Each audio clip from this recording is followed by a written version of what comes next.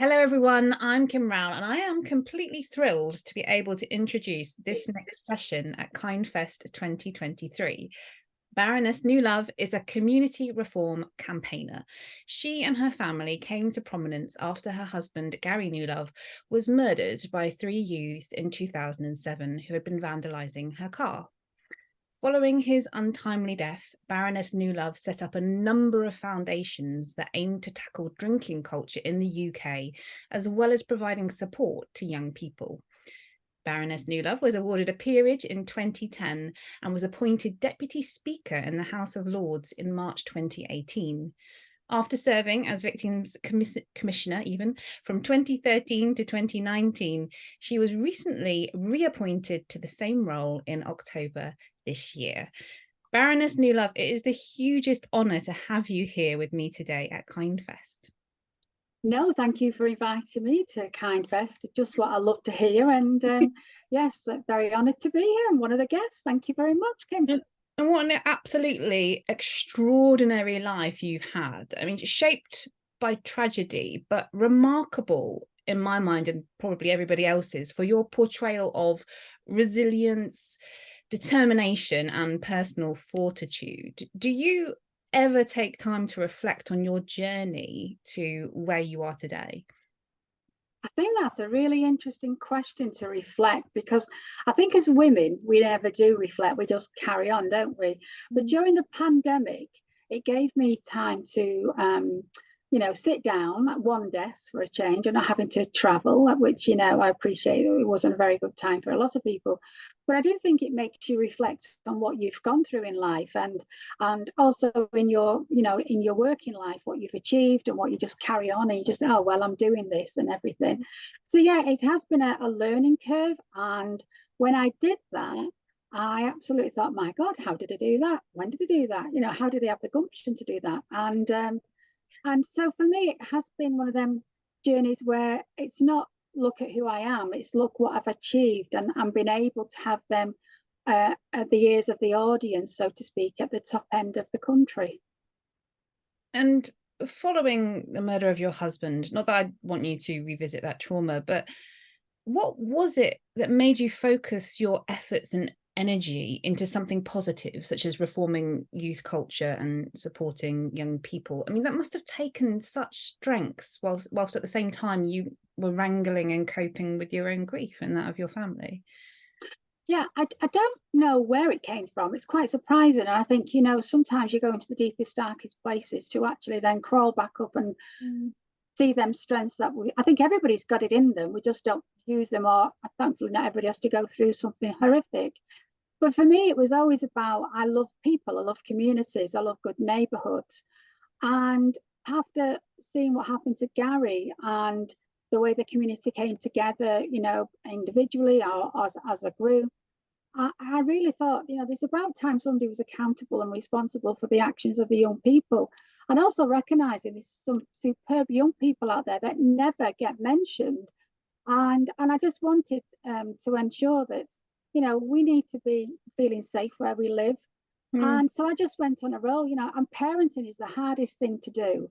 But also people are scared of saying it's down to the parents. So after a 10-week court trial where I, believe it or not, couldn't say anything, I had to watch, and I was so emotional and so proud of my three girls for having to do what they did, and no matter what they saw, was about, having that speaking to the press about Gary as a person, because you become a murder victim, you could become like a piece of the evidence.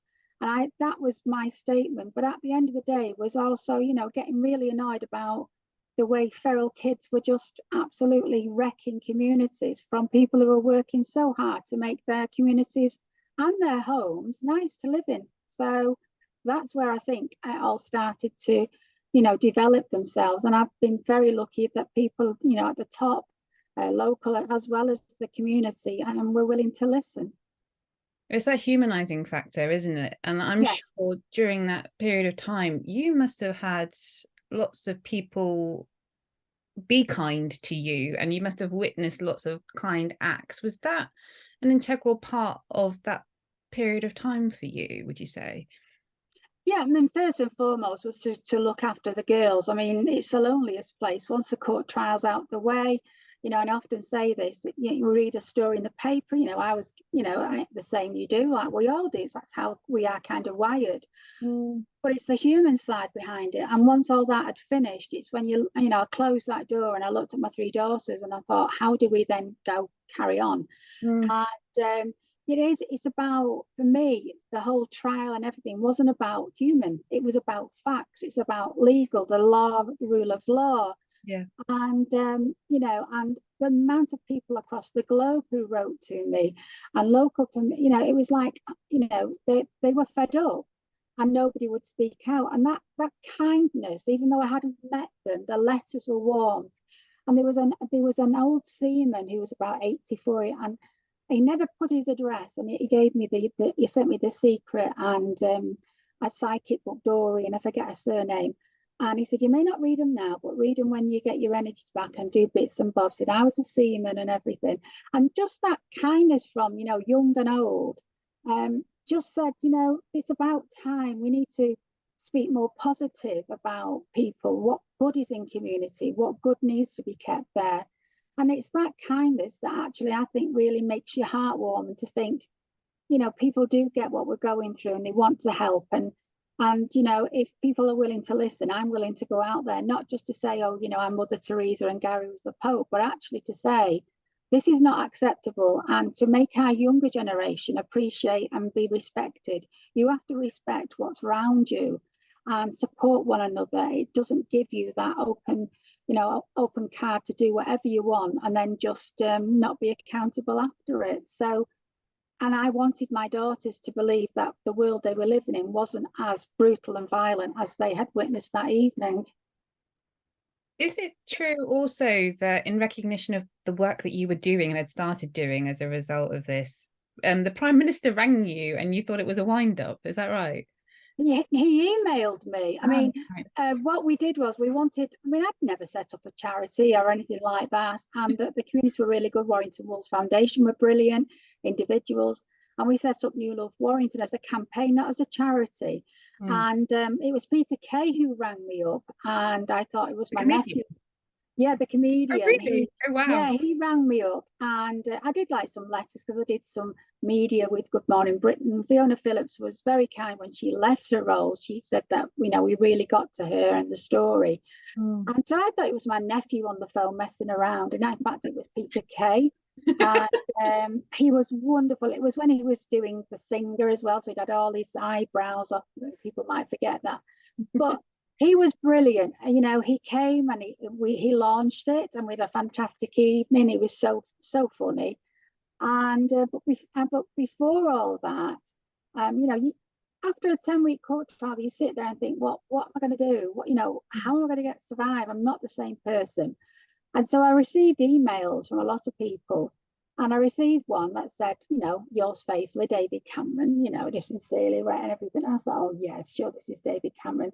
So I reported it to Cheshire Police. I did. I just thought, this is not right. He needs to know somebody's playing. This is not right at all. And I rang Jackie Hanson, who was Cheshire Police Comms at the time. And I said, you need to look at this. This is not right at all. Anyway, she come back and she said, actually, it is David Cameron. It's just a private address. So anyway, I answered him, but he never answered me back. And then I answered him back again. Are you just like the rest of these politicians? You are W's-ing me, and I'm not one of them women who, so don't bother. And then he rang me and he texted me to say, I'm awfully sorry. He said, you're quite right, but I was on a summer holiday with the family in South Africa. And that's how we actually bonded as a friendship, because what he saw with me is what he got with me. And, I had no hidden agenda, and we really get on that way even today. It's so we started that. And then Gordon Brown wrote to me. Oh, wow. And he's got eyesight problems, and his handwriting isn't very, very clear, is it? So my daughter didn't believe it was Gordon Brown. And we went to a function where young people, when Gordon was the Prime Minister, where young people were asking questions, and it would have been Gary's 50th birthday. And so Amy, my youngest, was asked to ask a question, and she started to cry, and I thought she was getting upset. Mm. In fact, it wasn't. It was the realization that she was talking to the Prime Minister of the day. She kept saying, "Mum, this is the Prime Minister. I'm actually asking a question." So Gordon was very nice and everything. And then his handwriting was in the paper a few months later. And then they believed me it was from Gordon Brown. So the only person I didn't get to meet was Nick Clegg at the time, but I can let that go. That's about as many years ago now. But yeah, I have to say, as individuals, they're nice people. So, but yeah, I did reporting because, So yeah, that's typical me. Oh, you need to tell them. Yeah, my daughters went, "Oh, mother, what have you done?" it's funny. Are you I still, know. are you still based in Warrington? I mean, I get the sense of family values and the sense of community are absolutely integral to you and the work you I'm do. not where I was, and for security, I'll keep that to Yeah, myself. of course. But yeah, I mean, sadly, I lost my mum, who was, as well. But yeah, family's a big, big thing, and my family are all around, the northwest anyway. But I just think it's for me was paramount in getting the girls, up and running, so to speak. And but yeah, it's yeah, I do love my family. Apparently I take after my mother. I'll talk to anybody in the butchers, to the chemist or anything. But to me, as how I've been brought up, be nice, he's friendly and help people. My mum's a bit like that, to be honest. Yeah, you see, you're going to be like your mother, Kim. I'm telling you, this is what my kids keep telling me. I'm not complaining. So you are now both Deputy Speaker of the House of Lords as well as being reappointed as Victims Commissioner. Can you give me a sense of what that entails and what your day-to-day looks like, or is it different every day? Well, it's different every day. I mean, I have been appointed as Victims Commissioner, but I've not got into the nooks and crannies of that yet. But yeah, so I'll go into the House of Lords. A Deputy Speaker is a voluntary role, and there's not just me, there's quite a few. But I wanted to do it once I stepped down as Victims Commissioner in 2019. I wanted to get more involved in the House of Lords. And for me, it was also understanding bills going through the House of Lords, because sometimes the titles can put people off. What does that mean? That's not my portfolio. I wanted to follow a bill from the beginning to the end, and people think it looks so easy, but it isn't. It's, you have to do lots of homework before it, mark your papers out, get everything that goes in, because it all has to follow. And so I was really, really honoured to be able to do that, and I thoroughly love it. I thoroughly, thoroughly love being a deputy speaker. And each day is different. Yeah, we're not on every day because there's quite a few of us, so we kind of rotate. We go into the main chamber, or we'll go into the Grand Committee, which is another session of how they do things. But it's really good because you can get a feel of something, and you can actually get into a bill that you're thinking, I actually know something about this. So I love education, and I think it's one way of educating yourself and opening up when I go into schools from the House of Lords to what they see and what they hear is actually completely different. So yeah, I was really honoured to be a deputy speaker, and I really do enjoy that because you feel like you're involved as well. And we haven't got the voice like the Speaker in the House of Commons. No, we can't tell them to be quiet because we're self-regulated. But I think it makes it a lot better because we respect one another, and we do follow those rules. And is there such a thing as success or like markers of success in these kinds of roles, or is it measured more holistically in efficiency and things like that? I think it's a bit of both. It's I mean, the media can portray you one way or another way, but for me, I think it's about success and knowing you've achieved anything. It is actually when you speak to colleagues within the House of Lords themselves. And we're all different politically, but actually we all get on and we all speak, and then we all go in our own ways. But success for me personally is once and for all, when I went into the House of Lords, I kept thinking, I'm not I don't talk with a posh voice. They're not going to get me. I'm not a lawyer, I'm legal PA, I'm one with three. But actually, it's not about him. It's not about what's behind you. It's actually what you put into the role. It's a title's one thing, but it's what you get. And the opportunity of that is when it's called a maiden speech, which is about introducing yourself. And you have to make a maiden speech before you get involved in debates. And it's the most respectful and horrific 10 minutes because you're thinking, oh my God, you get 10 minutes maximum. You don't go on for 10 minutes. But all eyes are on you. I mean, it's bad enough with the cameras, isn't it? I mean, as a person in media and all these cameras, but it's about explaining yourself, and it's them understanding who you are and the quality and the work that you do. So for me, that was an opportunity to also bring Gary in and explain why it's so important. So, and then after that, it's about the work that I did, and I did as Helen. And because you can't really open an opportunity to speak to a colleague who says, "Oh, what's your background?" Antisocial behaviour, or my husband was murdered. It stops dead in the tracks. And my friend who became it was you get a mentor, so to speak. And she said, "I'm gonna," it was Baroness Morris of Bolton, and she said, "I'm gonna slap you in a minute." She said, because yes, it's Gary's part of the journey, but it's the depth and the passion and the energy you put into making young lives better, communities better, and victim lives better that you were given this place. So yeah, there's highs, there's lows, there's successes. But I think in all of that, if you see it as an education and you don't think because you've got a title that you're the be all and end all, I've always been brought up, it's like education's important and it's what you put out there that's more important, instead of just, words are meaningless if you don't roll up your sleeves and get on with something. So yeah, it's a bit of both, I would say, if that's not a long-winded way of saying anything to that. No, that's a great answer. And you've achieved so much already. Do you have a to-do list? Is there something that's a high priority for you? What's next? You mean in the political world, or just for Helen per se, or both? Let's go for Helen. Let's go for you. Helen, I would love to I want to be a person who helps people with resilience. I think I've learned so much, and I've, that I never thought I would.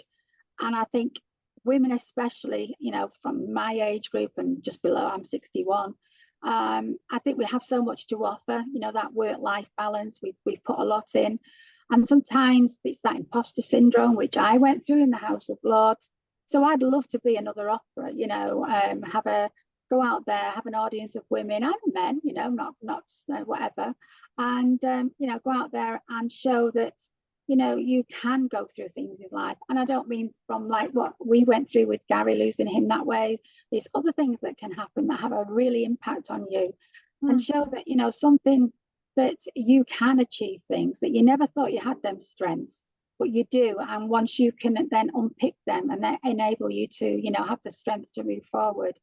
I really would like to do that and go out across, to be able to speak, and also to help global victims of crime. Because when I left as Victims Commissioner in 2019, I was invited to New York, the United Nations, have a victims advocate, Jane O'Connor, and she invited me to a 2-day workshop on victims. And it really, really opened up to globally how women are still treated as a second-class citizen, are seen as a sexual object.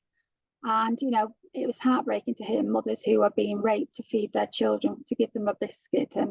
And so, there's so much work to be out there to help. And I just want to join the dots to empower women, and empower young women that, you don't have to be a sexual object. What you have been born with, what you can deliver, are actually, if you join them together, is such immense power that you can do anything that you want to do. You just need them mechanisms and them levers to be able to pull. And I would like to be one of them levers to help them be able to step forward and, be the person, and people accept them for who they are. You are so brilliant, Helen. I could genuinely speak to you all day. But just the last couple of questions from me. Who is the kindest person that you've come across in your life? Oh gosh. I'm going to say my mum. I am going to say my mum. And the reason why, I've met kind people, my mum was raised in the convent, and yes, there's obviously about that, but she had some kind nuns and I still speak to them. But I think I say kindness, I'm not saying she was Mother Teresa. Mum, she worked so hard for me and my sister, and my dad did too. And she had a hard life as well, raised by nuns, and it was in the war. And for all that, she worked solid. She was grateful for the life that she had. And she got split up from her family because of the war. But when she never judged her mum, never judged her dad, welcomed her brothers. And I just think, on reflection, that takes a lot of human kindness to get past that. And she was very generous. Don't get me wrong, she was my mum, and if you're out of order like any mother, but I just think that special segment of kindness where she would help. She had neighbours who had young children. If they didn't have any money, she'd like put the chip pan on and do them some chips and egg for tea so they weren't hungry. Even when she was in her 80s, she was doing that. So I think, we look at kindness differently in that sense. And I just think the wealth underneath that label kindness is what I really want to be. For me, it's about that moral compass that I was brought up with. And I think it's been lost in society. And I think we need to get that back, because to be kind is immense, and to mean it is immense, because life is hard and life sucks at times, but it's for me, she is the one for me. And she'd be saying, oh God, don't be saying that, but I think it's your roots, isn't it, where you come from? Yeah, absolutely. And I have no doubt she was immensely proud of you, even though clearly I didn't know her, but everything you're talking about and everything that you said about her as well. Yeah. So if you could wave, if you were a little fairy, if you could wave a magic wand within your sphere of work, what kind act would you look to make more commonplace? Oh, that's a good question, isn't it? Do you know what I would really like in the work that I do is accept victims for who they are, what they've been through, and have that blank canvas to listen to their story, and then let the criminal justice system follow through with them, instead of, it feels very much that a cruel act is even crueler when you go through the criminal justice system. And for me, that's more harm than good, and it should be the other way, because we all believe there is a system in place that protects us from bad. And in fact, it doesn't do that for a lot of people. And so for me, that human kindness is, instead of having to retrain everybody or give them guidance or whatever, I think that human nature coming back to say, right, we're going to do our best for you and work right through. That for me will be success for me, because it's, we can only keep training and training, but if people really want to help people who have been harmed, sexually abused, and even antisocial behaviour, which is my biggest bugbear, because as you know, they all say it's low level. Them two words do more harm than good, and should look at the impact. So for me, that's where I think is what I try to do is, no matter what we've been through, and the girls, it's not to harm anybody else, but actually help people through a system that we know. And I will keep fighting to make that better for them, to be treated as humans and not as a piece of evidence. And that's kindness, when they show that proper empathy within the system, albeit in the rule of law, but it shouldn't be a one against the other. It should be a level playing field.